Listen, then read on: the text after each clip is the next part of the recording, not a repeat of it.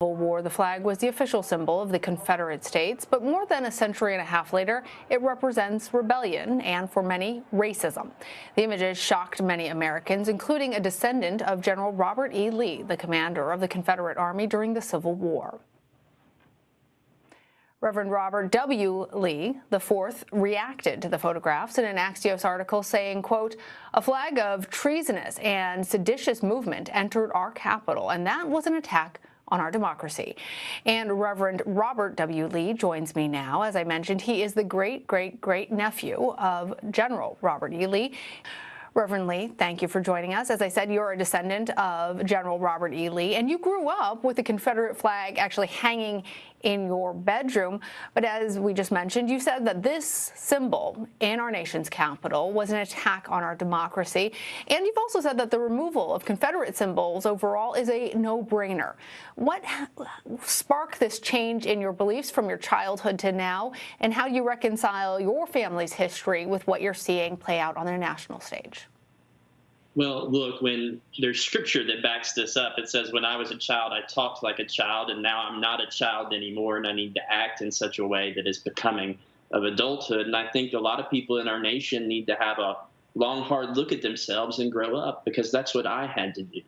I get it. I grew up with this symbol in my bedroom, but due to strong women of color, due to amazing people in my life who were willing to stand up and say, you know what, Rob, if you want to be a pastor, if you want to grow up and be better than what has come in the past, then you need to get that flag down from hanging in your room and reckon. And something that we'll all have to do is reckon with that history.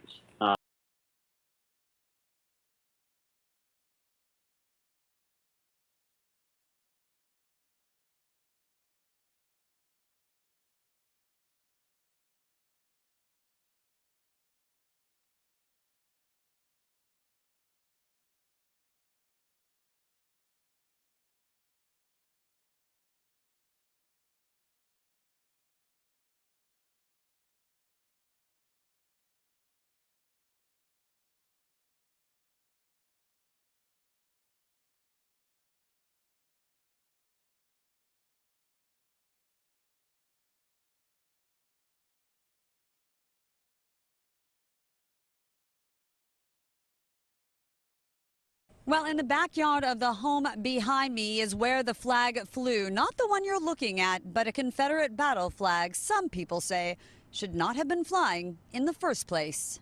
In the backyard of the home of 74-year-old Joe Ryan, a Civil War historian flies an American flag, one the young Americans on the Union battle line at Gettysburg would have carried this day, July 4th.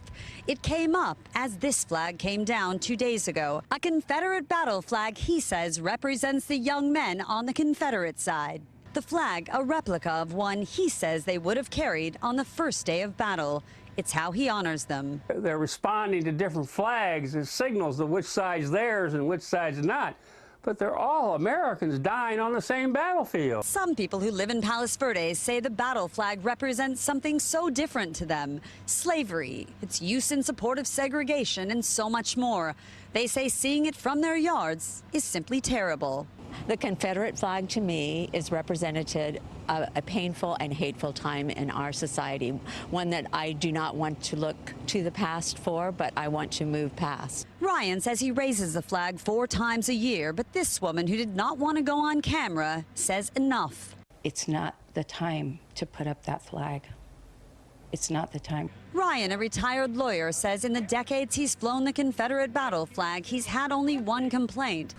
Now, Ryan says he proudly displays both flags, but after 4 decades of flying the battle flag, he planned on retiring it, not because of any controversy, but because it was so tattered and fragile. That's the latest from Palos Verdes. I'm Lisa Siegel, KCAL 9 News.